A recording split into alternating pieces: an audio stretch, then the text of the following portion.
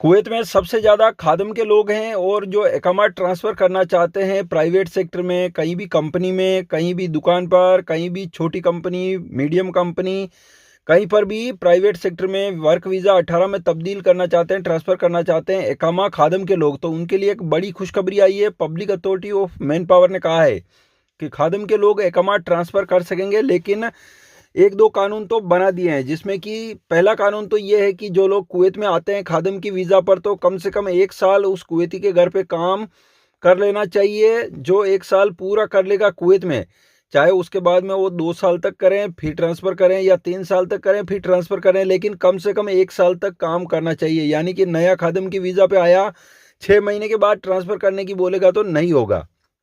1 साल पूरा हो गया, उसके बाद में ट्रांसफ़र करने के लिए अलाउ है।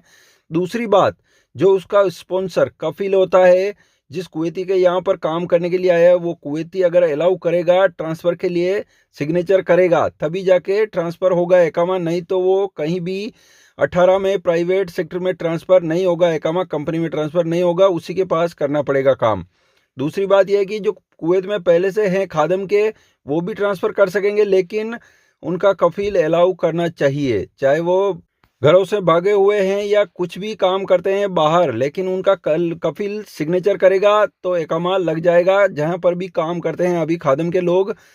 इसके साथ ही कानून फाइनल और भी नई शर्तें जोड़नी है, तो हो सकता है ये आने वाली जुमेरात को ये कानून लागू कर दिया जाएगा, फिर जाके अलाउ होगा। उस दिन से ऐलान करेंगे कि भाई 5 तारीख से 10 तारीख से ये कानून शुरू होता है। अभी सिर्फ 2 नए कानून इनमें ऐड किए हैं और ऐलान किया गया है। Public authority of man power final ऐलान करेगा, हो सकता है जुमेरात तक या फिर आने वाले संडे से कुछ ना कुछ नए ऐड करने के बाद कानून लागू हो जाएगा, तो फिर ट्रांसफ़र कर सकेंगे।